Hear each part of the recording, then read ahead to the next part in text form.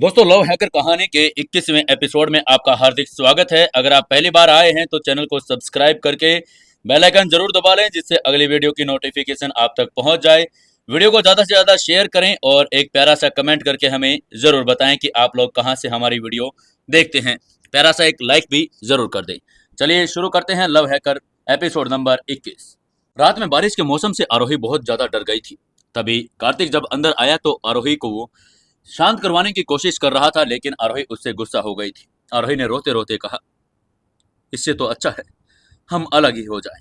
जब तुम मुझसे प्यार ही नहीं करते, तो हमारे रिश्ते को एक्सेप्ट नहीं कर रही हो, तो इससे अच्छा है अलग हो जाते। मैं रोज तुम पर अपना टाइम वेस्ट तो नहीं करूंगी।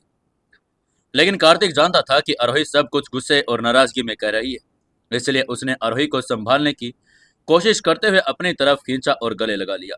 इस बार आरोही ने भी कोई विरोध नहीं किया। उसने गले लगा लिया और जोर जोर से रोने लगी और रो रो कर अपनी मन की पूरी भड़ास निकाल रही थी। कार्तिक ने उसके कंधे को सहलाया और उसको शांत करवाने के लिए थोड़ी गर्माहट दी। कुछ देर बाद आरोही नॉर्मल हो गई। फिर कार्तिक ने उसको अपने से अलग किया और सोफे पर बैठा दिया। उसको सोफे पर बैठाकर खुद उसके नीचे कदमों के पास बैठ गया। उसने आरोही का हाथ अपने हाथों में ले लिया और धीरे से बोला, आई एम रियली सॉरी आरोही। आरोही अभी भी सिसकियां ले रही थी। हालांकि उसके आंसू बहाने से तो कम हो गए थे, लेकिन उसकी सिसकियां कम होने का नाम नहीं ले रही थी। कार्तिक से माफी मांगने पर भी आरोही कुछ नहीं बोली। तभी कार्तिक ने फिर पूछा, आरोही क्या तुमने डिनर कर लिया? लेकिन आरोही ने उसकी बात का जवाब नहीं दिया। कार्तिक ने एक बार फिर से पूछा, आरोही क्या तुमने खाना खाया है? वो कुछ भी करके आरोही का मूड चेंज करना चाहता था, लेकिन आरोही उसकी बात का जवाब नहीं दे रही थी। कार्तिक ने मन ही मन में सोचा, आरोही प्लीज मुझे छोड़कर मत जाना। मैं तुम्हारे से दूरी इस तरह से रख नहीं सकता। मुझे लगा कि तुम्हें मेरा तुम्हारे नज़दीक आना पसंद नहीं आएगा। जैसे तुम पढ़ी लिखी टॉपर लड़की मुझ जैसे लूजर को कैसे पसंद कर सकती हो? मैं तो दिन रात यही सोचता था। लेकिन अगर मुझे पता होता कि तुम मुझसे इतना प्यार करती हो, तो मैं तुम्हें दुखी नहीं होने देता। ये सब सोचते हुए उसने महसूस किया कि आरोही अभी भी भूखी थी। इसलिए उसने धीरे से माफी मांगते हुए कहा, आरोही यार प्लीज अब तो माफ कर दो ना। चलो मैं तुम्हारे लिए खाने के लिए कुछ लेकर आता हूँ। तुम प्लीज रोना बंद कर दो। ये कहने के बाद वो अपनी जगह से खड़ा हो गया और किचन की तरफ चल दिया। लेकिन आरोही अभी भी सोफे पर बैठी रोए जा रही थी। तभी कार्तिक 10 मिनट बाद एक थाली में फोक और 2 कटोरी लेकर आया। 10 मिनट बीत जाने पर आरोही थोड़ा शांत हो गई। कार्तिक ने थाली आरोही के बगल में रख दी और खुद वही उसके कार पैरों के नीचे बैठ गया। उसने आरोही को थाल की तरफ इशारा किया और कहा, घर पर सिर्फ ये नूडल्स ही थे और कुछ भी नहीं। और इस तेज बारिश में कुछ ऑर्डर भी तो नहीं किया जा सकता। चलो खा लो। लेकिन आरोही ने कुछ देर तक उस कटोरे को नहीं उठाया। तो कार्तिक ने फिर मजाकिया लहजे में कहा, अरे खा लो आरोही, क्या हुआ है? क्या शक्ल में ही तो बुरे हैं, खाने में अच्छे हैं? उसकी बात सुनकर आरोही के चेहरे पर एक हल्की सी मुस्कान आ गई। कार्तिक आरोही का मूड चेंज करना चाहता था और इस हरकत से मुस्कान के साथ उसका काम होना शुरू हो चुका था। कार्तिक ने उसकी आंखों में धीरे से कहा, चलो मुस्कुराई तो सही। फिर उसने थोड़ा सा रुकते हुए पूछा, लाइट कब से गई है आरोही? आरोही ने धीरे से उसकी बात का जवाब देते हुए कहा, बारिश शुरू होने के 10 मिनट पहले चली गई थी और अभी तुम्हारे आने के बाद ही आई है। कार्तिक ने हल्के से मुस्कुराते हुए कहा, वो स्विच ट्रिप कर गई थी। तुम अंधेरे से डर गई थी ना, तुम्हें कम से कम चेक तो करना चाहिए था। आरोही ने हल्के से सिर हिलाते हुए उसकी बात का जवाब देते हुए कहा, मुझे लगा कि घर में कोई घुस आया है। ऊपर से अंधेरे में अजीब अजीब आवाजें भी आ रही थी। बाकी तुम फोन नहीं उठा रहे थे, मेरा डर और भी बढ़ता जा रहा था। उसके स्वर में उदासी फिर से आ गई थी। तभी कार्तिक ने एक बार और उससे कहा, अरे कोई बात नहीं आरोही, चलो आगे से ऐसा नहीं होगा, मैं तुमसे प्रॉमिस करता हूँ। अब जब से तुम कॉल करोगी मैं पहले ही रूम पर तुम्हारा फोन उठा लूंगा। ये कहते हुए उसने गहरी सांस ली और आगे बोला, और एक बात बोलूं तुमसे? आरोही उसकी बात सुनकर उसने पलकें झमका ली और सहमति जताते हुए आरोही ने हाँ भर दी। कार्तिक ने कहा, आरोही तुम्हें गलत लगता है कि तुम जबरदस्ती मेरी जिंदगी में आ गई हो, लेकिन ऐसा कुछ भी नहीं है। विश्वास करो और मेरी छोटी छोटी तारीफें करती हो तो कर दिया करो। और तो कोई करता नहीं है, तुम ही कर दिया करो, अच्छा लगता है। बस थोड़ी सी अनोइंग हो, बस उसे कम कर लो। वो आरोही की सीरियस बातों में थोड़ा मजाकिया अंदाज में कह रहा था ताकि आरोही ज्यादा सीरियस ना हो। वहीं उसका मजाकिया लहजा देखकर आरोही के चेहरे पर भी मुस्कान आ गई।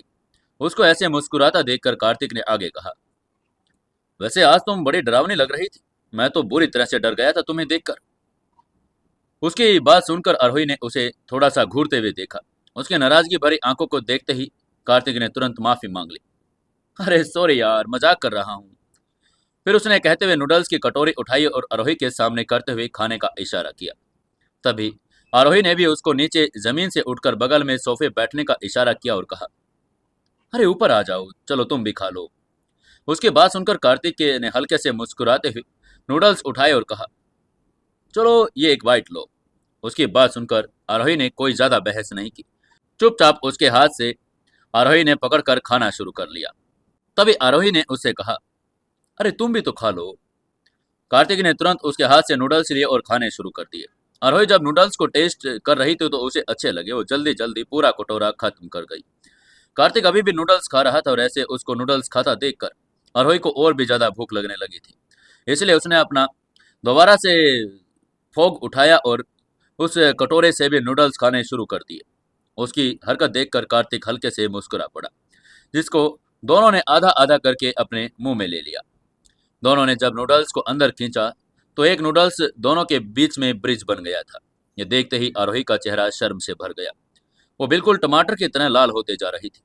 कार्तिक नूडल्स का पीछा करते करते उसके होठों के बिल्कुल करीब आ चुका था। दोनों के होठ सिर्फ 1 सेंटीमीटर का फासला रह गया था। दोनों एक दूसरे की सांस अपने चेहरे पर महसूस कर रहे थे। तभी कार्तिक ने आरोही की आंखों में देखा, जैसे कि किस करने की परमिशन मांग रहा हो। आरोही कुछ भी नहीं बोली, बस पलकें झुका ली और सहमति जता दी। कार्तिक ने भी देरी नहीं की और उसके नरम होठ पर अपने होठ रख दिए। कार्तिक ने बिल्कुल छोटा सा किस किया और उससे अलग हो गया। आरोही सोच रही थी कि क्या हुआ। उसको समझ ही नहीं आया कि उसकी लाइफ का पहला किस ऐसे ही शुरू हुआ और ऐसे ही खत्म हो गया। उसके चेहरे पर उदासी छा गई, लेकिन तभी कार्तिक दोबारा से आगे बढ़ा और उसने देखा आरोही के होठों पर अपने फिर होठ रख दिए। अब कार्तिक का हाथ धीरे धीरे आरोही के शरीर पर आगे बढ़ते जा रहा था। आरोही ने भी उसका बिल्कुल भी विरोध नहीं किया, अपने आप को पूरी तरह से कार्तिक के आगे समर्पण कर दिया। धीरे धीरे दोनों बिल्कुल करीब आ चुके थे। दोनों एक दूसरे के प्यार में बिल्कुल खो गए थे। उनको पता ही नहीं चला कि कब वो लोग बेड पर चले गए और कब उनको नींद भी आ गई। अगली सुबह जैसे ही हुई, आरोही के चेहरे पर सुबह मुस्कान आई हुई थी। उसने एक अंगड़ाई लेते हुए कार्तिक से कहा, गुड मॉर्निंग। उसके बाद ये सुनते ही कार्तिक ने घूमकर उसकी तरफ देखा और मुस्कुराते हुए कहा, गुड मॉर्निंग। कार्तिक बहुत ही प्यार से बातें कर रहा था। वो विंडो के पास खड़ा हुआ और आरोही के पास आ गया। उसने आरोही के सिर पर हाथ फिराया और प्यार से पूछा, चाय पियोगी या फिर कॉफी? आरोही ने हल्के से मुस्कुराते हुए कहा, कोई नहीं। अरे कोई नहीं, मैं बनाकर लाती हूँ। तभी कार्तिक ने कहा, अरे नहीं नहीं, रोज तुम ही तो बनाती हो, आज मैं बनाकर लाऊंगा। आरोही ने भी ज्यादा कुछ नहीं कहा, बस हल्के से कॉफी के लिए कह दिया। कार्तिक को जैसे ही कॉफी का ऑर्डर मिला, वो किचन की तरफ चला गया। वहीं आरोही खड़ी हुई इस चादर को अपने लपेटते हुए वॉशरूम की तरफ चली गई। कुछ देर बाद आरोही फ्रेश होकर नहाकर बाथरूम से बाहर निकली। उसे अभी ऑफिस जाना था। उसके लिए एक फॉर्मल ड्रेस पहन ली। जैसे वो बाथरूम से निकली, कार्तिक कॉफी लेकर आ गया। कार्तिक ने आरोही को कॉफी दी और उसकी ड्रेस की तरफ इशारा करते हुए बोला, मैं कह रहा था कि तुम ऑफिस फोन कर दो कि तुम आज ऑफिस नहीं आ पाओगी। कार्तिक तो बिल्कुल आज नहीं चाह रहा था कि आरोही ऑफिस जाए। आज वो पूरा दिन आरोही के साथ बिताना चाहता था। लेकिन आरोही ने सिर हिलाते हुए कहा, ये तो मैं नहीं कर पाऊंगी। कार्तिक ने एक बार उसको मनाने की कोशिश की और फिर कहा, अरे तो क्यों नहीं कर सकती? फोन कर दो और कह दो कि आज नहीं आ सकती, बस। लेकिन आरोही ने फिर मना करते हुए कहा, नहीं, ऐसा कोई एक्सक्यूज मैं नहीं दे सकती ना। अभी 2 ही तो दिन हुए हैं नौकरी ज्वाइन की। अभी इतनी जल्दी छुट्टी के लिए कहूंगी तो उनको अच्छा नहीं लगेगा और क्या पता वो मुझे नौकरी से ना निकलवा दे। कार्तिक ने निराशा भरे स्वर में एक बार और रिक्वेस्ट किया और कहा, अरे मत जाओ ना प्लीज, एक दिन तो रुक जाओ। आरोही ने भी उसको मना करने का मन तो नहीं कर रहा था, लेकिन उसकी भी मजबूरी थी। इसलिए उसने कार्तिक को समझाते हुए कहा, तुम्हें पता है मैं रुक तो जाती, अब क्या कर सकती हूँ। मैं ऐसे एकदम से बोल नहीं सकती ना। जब कार्तिक ने देखा कि आरोही को सच में ही छुट्टी नहीं मिल सकती, उसको जाना ही पड़ेगा, तो उसने फिर कहा, ठीक है चले जाओ, लेकिन मैं तुम्हें ड्रॉप करने के लिए चलूं क्या? हम रास्ते में नाश्ता कर लेंगे। उसके जब ये रिक्वेस्ट भरी बातें सुनकर आरोही के चेहरे पर एकदम से प्यार के भाव आ गए। अगर उसकी इतनी इंपॉर्टेंट प्रेजेंटेशन ना होती तो आज वो घर पर रुक जाती। कार्तिक को मना करने का उसका मन बिल्कुल भी नहीं कर रहा था, लेकिन क्या करती बेचारी।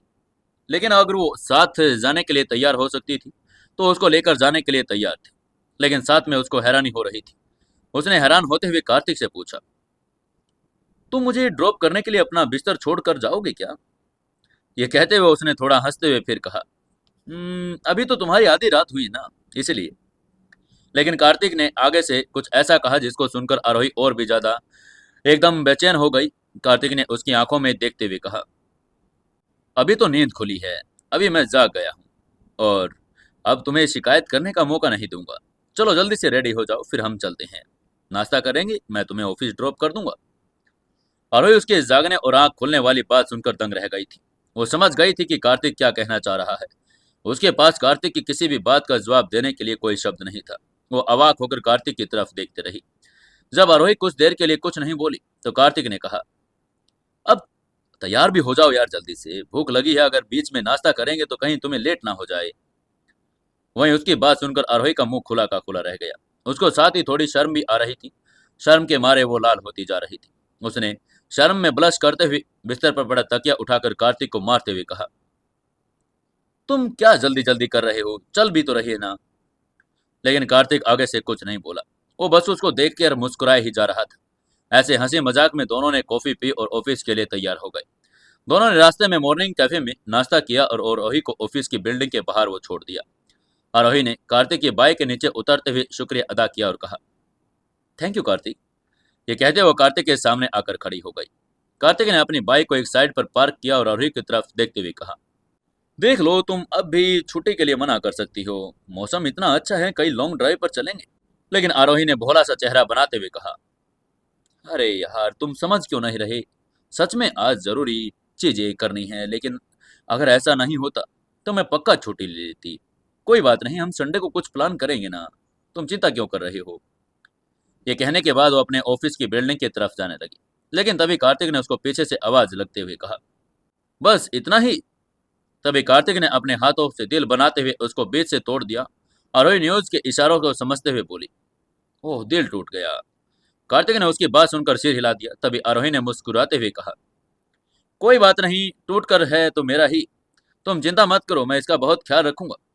उसने इतना ही कहा था। कार्तिक ने उसको एक फ्लाइंग किस देते हुए बाइक कहा और बाइक घुमाकर घर की तरफ चल पड़ा। वहीं आरोही भी बिना मन के अपने ऑफिस में चली गई। ना तो कार्तिक बिल्कुल नहीं चाहता था कि आरोही ऑफिस जाए, और आरोही भी कार्तिक को आज छोड़कर जाने वाली नहीं थी। लेकिन उसको एक प्रोजेक्ट का काम करना था। पैसे भी उसको ऑफिस से ज्वाइन किए हुए अभी 2 ही दिन हुए थे। वो अपनी इतनी जल्दी छुट्टी के लिए अप्लाई भी तो नहीं कर सकती थी। आरोही अपने ऑफिस के अंदर काम करने लगी। कार्तिक को इधर उधर अपने घर वापस पहुंच गया था। पूरे रास्ते कार्तिक के दिमाग में एक ही बात चल रही थी, वो कैसे भी करके आरोही को निराश नहीं होने दे सकता था। अब उसने फैसला कर लिया था कि वो हर टाइम आरोही के साथ रहेगा। वो जैसे ही घर पहुंचा उसने अपना लैपटॉप उठाया और मेल बॉक्स खोलकर कुछ लोगों को मेल करने लगा। उसने 15-20 लोगों को एक साथ मेल कर दिया और उनके जवाब का इंतजार करने लगा। उसको ऐसे करते करते दोपहर हो गई थी। अभी तक किसी का कोई रिप्लाई नहीं आया था। जब दोपहर तक रिप्लाई नहीं आया तो कार्तिक थोड़ा हैरान हो गया। वो उनके मेल्स का बेसब्री से इंतजार कर रहा था। तभी उसके फोन बजा और कार्तिक ने जैसे ही फोन की स्क्रीन देखी, आरोही का फोन था। उसने तुरंत कॉल एक्सेप्ट की और कान लगाकर कहा, हेलो, क्या हुआ? दूसरी तरफ से आरोही की हैरानी भरी आवाज आई, हे भगवान, मैं कहीं बेहोश ना हो जाऊं, इस आदमी ने पहली बार मेरा फोन कैसे उठा लिया। उसके व्यंग भरी बात सुनकर कार्तिक मुस्कुराते हुए मजाकिया अंदाज में बोला, मैंने सोचा फिर ताने वगैरह दोगी, रोना धोना शुरू कर दोगी, इसलिए उठा लिया। उसकी बात सुनकर आरोही की हंसी छूट गई। उसने हंसते हुए पूछा, तो फिर क्या कर रहे हो तुम? कार्तिक ने कहा, कुछ नहीं, बस मेल कर रहा था। आरोही ने पूछा, किसको? कार्तिक ने उसकी बात का जवाब देने के बजाय टॉपिक चेंज करते हुए कहा, अरे अरे नहीं, कुछ भी नहीं, तुम छोड़ दो इसको, तुम बताओ कि फोन कैसे किया। आरोही ने उसकी बात का जवाब देते हुए कहा, वो मैंने ये बताने के लिए फोन किया था, खाना फ्रीजर में पड़ा है, निकाल कर गर्म करके खा लेना। तभी कार्तिक ने हल्के से सिर हिलाकर कहा, वो तो ठीक है, लेकिन तुम मेरी बात सुनो। मम्मी पापा घर पर नहीं है, इसलिए तुम शाम को मैं पिक करने आऊं, कहीं बाहर डिनर करने चलेंगे। आरोही ने भी तुरंत रिक्वेस्ट को एक्सेप्ट कर लिया और कहा, ठीक है, लेकिन अभी मेरी मीटिंग है, बस वो निपटा दूं, उसके बाद कॉल करती हूँ, फिर आ जाना। कार्तिक ने मुस्कुराते हुए कहा, ठीक है, आ जाओ। आरोही ने भी बाय कहकर फोन काट दिया और दोनों के चेहरे पर एक हल्की सी मुस्कान थी। तभी जैसे ही फोन काटा और उसने अपना मेल बॉक्स चेक किया, मेल बॉक्स में कुछ ऐसा था जिसे देखकर कार्तिक की आंखें फटी की फटी रह गई। ऐसा क्या था उस मेल बॉक्स में? जानने के लिए जुड़े रहिए अपनी कहानी लव हैकर के साथ। दोस्तों, कहानी को ज्यादा से ज्यादा शेयर करें, कमेंट करें और लाइक जरूर से जरूर करें।